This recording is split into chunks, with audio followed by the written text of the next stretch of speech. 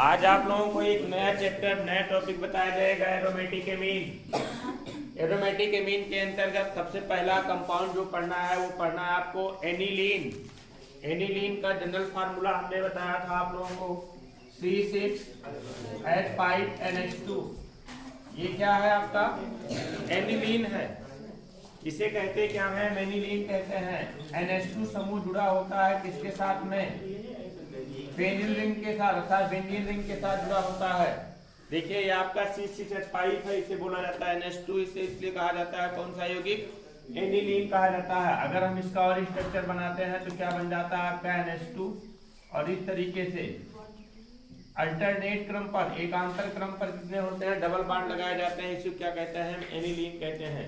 ये एनिलीन का अंश सूत्र है, ये एनिलीन का रेजोनेंस सूत्र है, ये एनिलीन का कौन सा है संरचना सूत्र है। यहाँ पर संरचना सूत्र एक और बन सकता है आपका, यहाँ पर यहाँ डबल बॉन्ड है, यहाँ पर क्या हो जाए सिंगल हो जाए, यहाँ पर डबल हो जाए, यहाँ डबल है, यहाँ सिंगल, यहाँ डबल, यहाँ सिंगल। इस तरीके से ये एकांतर क्रम पे डबल बॉन्ड सिंगल बॉन्ड का क्रम चलता रहता है।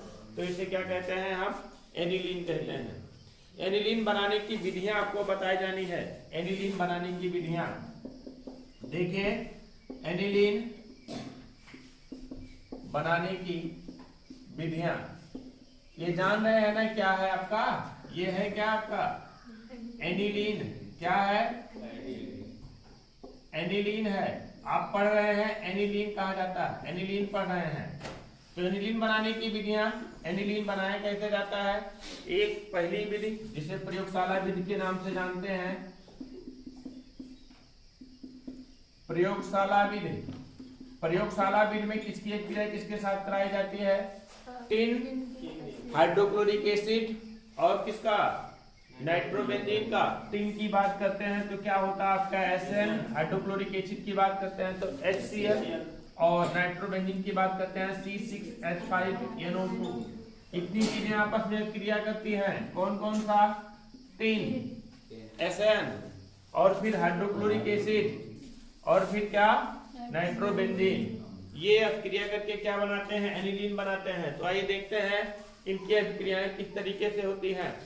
सबसे पहले क्या होता है टिन मतलब कि SN4 हाइड्रोक्लोरिक अम्ल के द्वारा HCl द्वारा अभिकृत होता है और बन जाता है क्या आपका SnCl4 और प्लस निकाल देगा क्या आपका नवजात हाइड्रोजन। नवजात हाइड्रोजन निकालेगा। यही निकला हुआ नवजात हाइड्रोजन क्या करता है आपका नाइट्रोबेंजीन को अपचयित कर देता है, रिड्यूस कर देता है, मतलब कि अपचयन कर देता है। इसका किस तरीके से क्रिया होती है C6H5NO2 नाइट्रोबेंजीन है और 6 हाइड्रोजन के द्वारा नवजात हाइड्रोजन के द्वारा अपचयित होता है ये, और अपचयित होने के उपरांत क्या बना लेता है C6H5NH2। क्या बनाएगा आपका C6H5NH2 और प्लस निकलेगा क्या आपका 2H2O ये बनता है। और इसी कहते क्या है हम एनिलीन कहते हैं। एनिलीन बनाने की कौन सी विधि थी प्रयोगशाला विधि थी। प्रयोगशाला विधि थी। प्रयोगशाला में एनिलीन इसी विधि के द्वारा बनाया जाता है, इसी विधि के द्वारा बनाया जाता है। किससे किससे क्रिया करा करके टिन हाइड्रोक्लोरिक एसिड और नाइट्रोबेंजीन का। टिन हाइड्रोक्लोरिक एसिड के साथ क्रिया करके स्टेनलेस क्लोराइड अर्थात SnCl4 बनाता है और हाइड्रोजन निकालता है और नाइट्रोबेंजीन जो है हाइड्रोजन द्वारा अपचयित होता है। अपचयित होकर के किसका निर्माण कर लेता है आपका एनिलीन का निर्माण कर लेता है। ये तो बनाने की प्रयोगशाला विधि थी। बनाने की अगली विधि पढ़ना है आप लोगों को फिनॉल से। फिनॉल से क्रिया करा करके फिनॉल की क्रिया किससे करा दें, फिनॉल की क्रिया किससे करा दें कि आपका क्या प्राप्त हो जाए एनिलीन प्राप्त हो जाए। देखिए बनाने की दूसरी विधि देखिए फिनॉल से। देखिए फिनॉल से एनिलीन की बात करते हैं तो C6H5NH2 अर्थात पढ़ क्या रहे हैं हम एनिलीन पढ़ रहे हैं। एनिलीन पढ़ रहे हैं। एनिलीन बनाने की एक विधि पढ़ लिए हैं। दूसरी विधि कैसे बनाते हैं इसको फिनॉल। फिनॉल की क्रिया अमोनिया के साथ करा देते हैं ZnCl2 की उपस्थिति में 300 अंश सेंटीग्रेड टेम्परेचर पर। फिनॉल फिनॉल की बात करते हैं तो फिनॉल कंपाउंड आप लोगों को पढ़ाया गया है। क्या पढ़ाया गया है C6H5OH। इसकी क्रिया NH3 के साथ कराई जाए। NH3 की का मतलब क्या हुआ अमोनिया है, और अमोनिया को हम आपको समझने के लिए हम इस तरीके से लिख दें, NaNH2 लिख दें। ZnCl2 की उपस्थिति में क्रिया होती है 300 सेंटीग्रेड टेम्परेचर पर। तो यहाँ से क्या निकल जाता है आपका H2O की प्राप्ति हो जाती है, और फेनिल समूह जाकर के इसके साथ बन जाता है, अमीन के साथ जुड़ जाता है और बन जाता है क्या, C6H5NH2 और प्लस क्या निकल जाएगा आपका H2O। यही तो है एनिलीन। एनिलीन की प्राप्ति इस विध के द्वारा भी कर सकते हैं। एनिलीन की प्राप्ति हम कर सकते हैं दूसरे विध के द्वारा भी, क्लोरोबेंजीन से भी बना सकते हैं एनिलीन। क्लोरोबेंजीन से कैसे बनाते हैं, ये तो था फिनॉल से। तीसरा किससे बना सकते हैं हम, क्लोरोबेंजीन से। क्लोरोबेंजीन से कैसे बनाते हैं, क्लोरोबेंजीन से किस तरीके से प्राप्त करते हैं। क्लोरोबेंजीन का फार्मूला क्या होता है आपका, C6H5Cl। इसे क्या कहते हैं हम, क्लोरोबेंजीन कहते हैं। क्लोरोबेंजीन की क्रिया NH3 के साथ करा दिया जाता है, अमोनिया के साथ करा दिया जाता है, और फिर Cu2O क्यूप्रस क्लोराइड की उपस्थिति में इसको बोला क्या जाता है, Cu2O क्यूप्रस ऑक्साइड। सॉरी, ये क्या है आपका, क्यूप्रस ऑक्साइड के साथ, क्यूप्रस ऑक्साइड के साथ क्रिया होती है।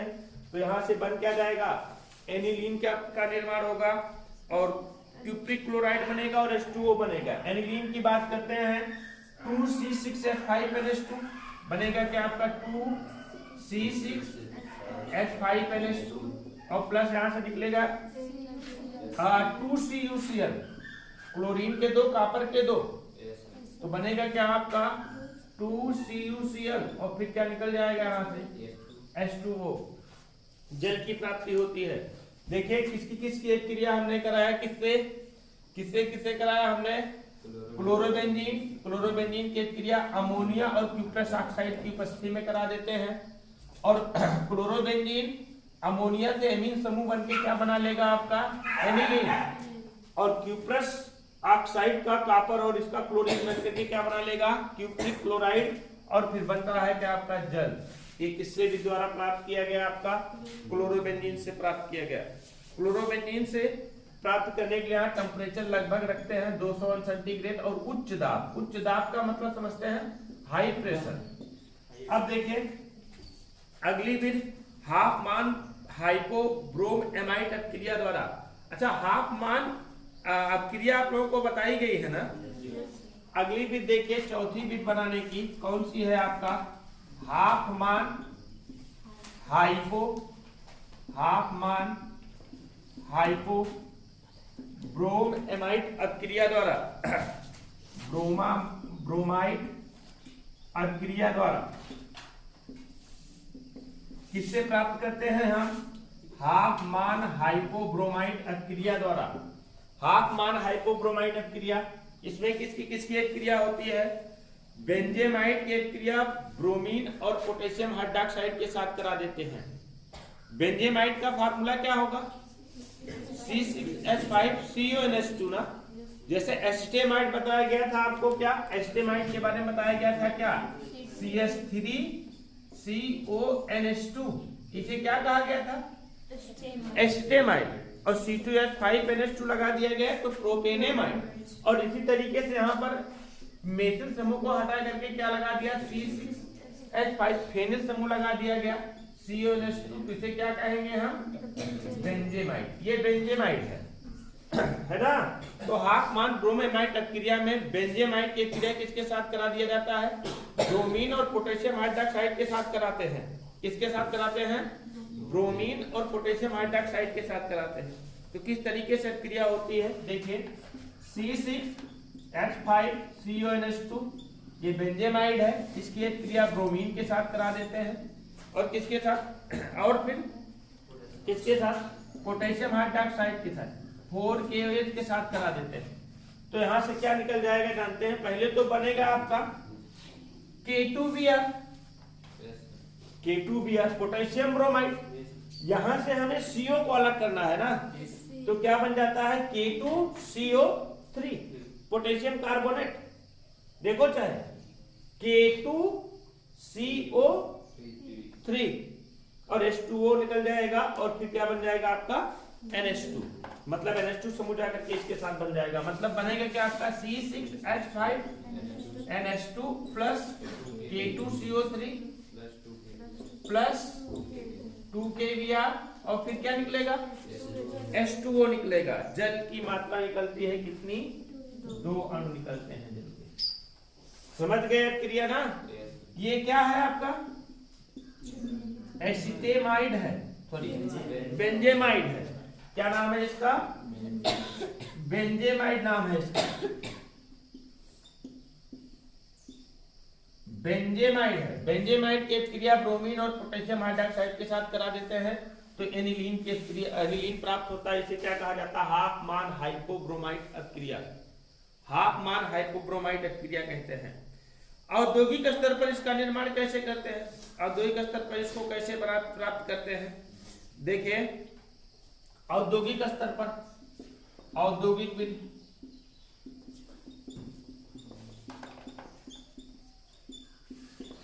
औद्योगिक स्तर पर कैसे प्राप्त करते हैं, नाइट्रोबेंजीन की क्रिया करा देते हैं आयरन और हाइड्रोक्लोरिक एसिड के साथ। नाइट्रोबेंजीन की क्रिया किसके साथ करा देते हैं, आयरन और हाइड्रोक्लोरिक एसिड के साथ। औद्योगिक विधि देखो, नाइट्रोबेंजीन का बात करते हैं तो C6H5NO2 होता है ना, इसकी क्रिया किसके साथ करा दे हम, Fe आयरन के साथ करा दे, 3Fe प्लस 4HCl, 4HCl यहां से जानते हैं क्या बन जाएगा, FeCl2 3FeCl3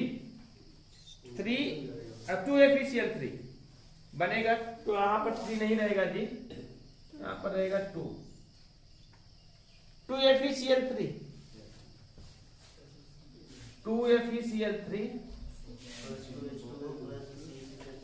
और यहां पर बनेगा क्या आपका C6H5NH2 प्लस 2FeCl3, फिर क्या निकलेगा आपका 6 लगा दीजिए यहां पर, तो क्या बन जाएगा आपका 2H2O। यही क्रिया होगी, यही बनेगा आपका। देखिए ये औद्योगिक स्तर पर बनाते हैं, नाइट्रोबेंजीन है, नाइट्रोबेंजीन की क्रिया आयरन के साथ और 4 हाइड्रोक्लोरिक एसिड के साथ करा देते हैं। आयरन के साथ कराते हैं और हाइड्रोक्लोरिक एसिड के साथ कराते हैं तो क्या बन जाता है, एनिलीन, फेरिक क्लोराइड और H2O अर्थात वाटर का निर्माण होता है। ये इसी विधि के आधार पर है जिसे प्रयोगशाला में बनाया था, बट यहाँ पर क्या लगा दिया गया, वहां पर टिन लगा दिया गया, यहाँ पर क्या लगाया गया, आयरन लगा गया। वही तो है सब, नाइट्रोबेंजीन टिन और हाइड्रोक्लोरिक एसिड वहां भी क्रिया कर रहा था, यहाँ भी क्या नाइट्रोबेंजीन आयरन और हाइड्रोक्लोरिक एसिड क्रिया करता है बनाने की, क्या बनाने की, एनिलीन बनाने की। ये विधियां हैं सब, एनिलीन प्राप्त करने की समस्त विधियां हैं। और अब हम आपको पढ़ाएंगे एनिलीन के गुण, एनिलीन के गुण पढ़ना है। अब आगे पढ़ना है आप लोगों को physical property of aniline, physical property of aniline मतलब एनिलीन के भौतिक गुण। एनिलीन के भौतिक गुण के अंतर्गत क्या क्या पढ़ना पड़ता है आप लोगों को, उसका गलनांक, उसका क्वथनांक कितना है, वो किस रंग का है, किस रंग का है, किसमें विलीय है, किसमें अविलीय है, इन सब चीजों के बारे में पढ़ते हैं। तो फिजिकल प्रॉपर्टी मतलब भौतिक गुण कहा जाता है। पढ़ना है आप लोगों को क्या, एनिलीन के भौतिक गुण, physical properties of aniline. Aniline के भौतिक गुण के अंतर्गत सबसे पहले जानिए, एनिलीन एक रंगहीन द्रव है। एनिलीन कैसा द्रव है, रंगहीन द्रव है, रंगहीन द्रव है जो वायु में ऑक्सीकृत होकर भूरे रंग का हो जाता है। जब हम इसको वायु में रखते हैं तो वायु के द्वारा क्या हो जाता है, ये ऑक्सीकृत हो जाता है और ऑक्सीकृत होने के कारण इसका रंग कैसा हो जाता है, भूरे रंग का हो जाता है। शुद्ध अवस्था में किस रंग का होता है? रंगहीन होता है, इसका कोई रंग नहीं होता शुद्ध अवस्था में। लेकिन अगर वायु में हम खुला छोड़ देंगे तो वायु की ऑक्सीजन द्वारा मिलकर के ये ऑक्सीकृत हो जाएगा और ऑक्सीकृत होकर के किस रंग में परिवर्तित हो जाता है? भूरे रंग में परिवर्तित हो जाता है, भूरे रंग में बदल जाता है। दूसरा देखिए बनाने की इसके भौतिक गुण, दूसरा भौतिक गुण क्या होता है इसका क्वथनांक 184 अंश सेंटीग्रेड है। एनिलीन का बीपी मतलब बॉइलिंग पॉइंट का बीपी का मतलब क्या? बॉइलिंग पॉइंट कितना है? 184 अंश सेंटीग्रेड है। मतलब क्वथनांक किसी को कहा जाता है? क्वथनांक का मतलब वह ताप जिस ताप पर कोई द्रव पदार्थ का वाष्प दाब वायुमंडलीय दाब के क्या हो जाता है? बराबर हो जाता है। वह निश्चित ताप जिस ताप पर किसी द्रव पदार्थ का वाष्प दाब वायुमंडलीय दाब के बराबर हो जाता है, उस ताप को द्रव पदार्थ का क्वथनांक कहते हैं। और ये इसका 184 अंश सेंटीग्रेड ताप पर उस द्रव पदार्थ का मतलब एनिलीन द्रव का क्या हो जाता है? वाष्प दाब वायुमंडलीय दाब के बराबर हो जाता है। और इसी ताप पर एनिलीन द्रव अवस्था से किस अवस्था में? गैसीय अवस्था में परिवर्तित होने लगता है। जल में अम्लीय है, जल में क्या है? जल में अम्लीय है, परंतु कार्बनिक विलायक जितने भी होंगे, कार्बनिक विलायक जैसे ईथर हुआ, अल्कोहल हुआ, क्लोरोफॉर्म हुआ, कार्बनिक विलायकों में क्या है? ये विलीय है। कार्बनिक विलायकों में क्या है? विलीय। जल में अम्लीय किंतु कार्बनिक विलायकों में विलीय है। भाप में वाष्पशील है, मतलब अगर इसको हम भाप के साथ रखते हैं, भाप के साथ इसमें भाप प्रवाहित कर देते हैं, एनिलीन में यदि हम भाप प्रवाहित कर देते हैं तो भाप में क्या है? ये वाष्पशील है। भाप में क्या हो जाता है? वाष्पित हो जाता है, भाप के साथ में वाष्पित हो जाता है। ये इसके भौतिक गुण है। अब आगे आपको पढ़ना है इसके कौन से? रासायनिक गुण पढ़ना है। चलिए ये तो था एनिलीन के भौतिक गुण। अब पढ़ना है आप लोगों को क्या? रासायनिक गुण। एनिलीन के रासायनिक गुण आपको पता होना चाहिए कि एनिलीन में दो समूह है, मतलब दो भाग है कह सकते हैं। एक तो एमीन समूह है और एक पेनिल समूह है। तो लिखेंगे क्या हम? एनिलीन के रासायनिक गुण। एनिलीन के क्या पढ़ना है आपको? रासायनिक गुण पढ़ना है। एनिलीन के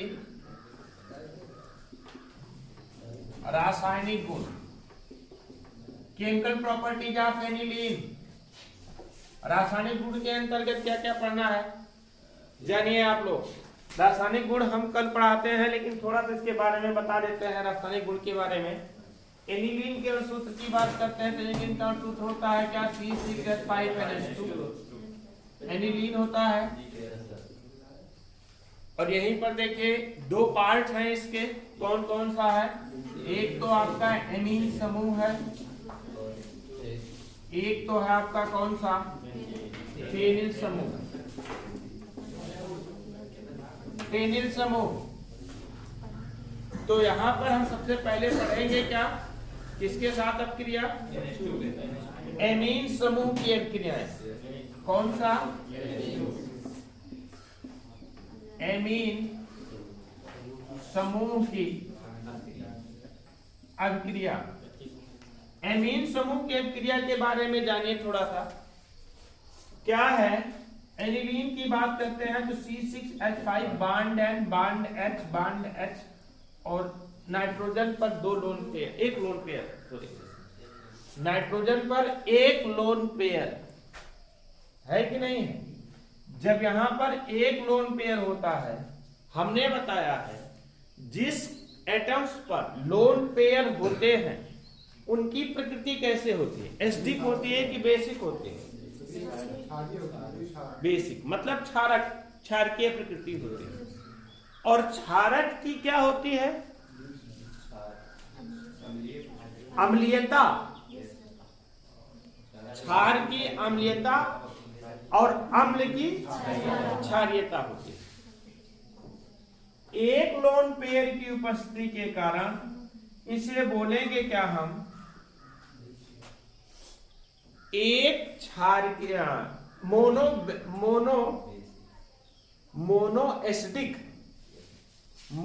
एसिडिक क्षार बोला जाएगा। इसे हम क्या बोलेंगे, हम इसे मोनो एसिडिक क्षारक।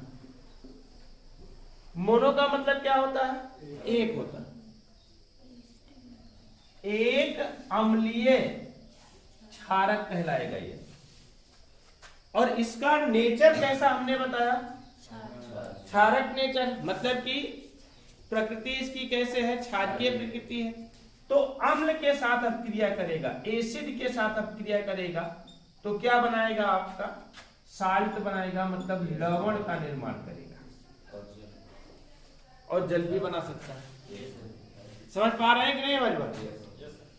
कुल मिलाकर के कभी कभी पूछा जाता है कि एनिलीन के क्षारकीय प्रकृति के बारे में बताइए, तो आप लोग करोगे क्या, लिखोगे एनिलीन का सूत्र और सूत्र का एमीन समूह का संरचना सूत्र बना दोगे, और संरचना सूत्र बनाने के बाद यहाँ पर एक लोन पेयर दिखा दोगे।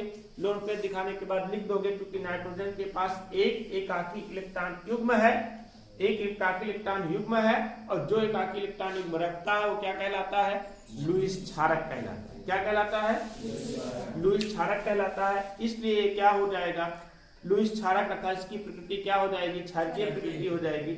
और ये अम्लों के साथ अपक्रिया करके क्या बनाएगा, आपका लवण का निर्माण कर लेता है, अर्थात इसकी प्रकृति कैसे स्पष्ट होती है कि क्षारीय प्रकृति है। तो कल इसका हम सबसे पहले आपको यही बताते हैं, इसकी क्षारकीय प्रकृति, क्षारकीय प्रकृति क्या है इसकी कल बताया जाएगा।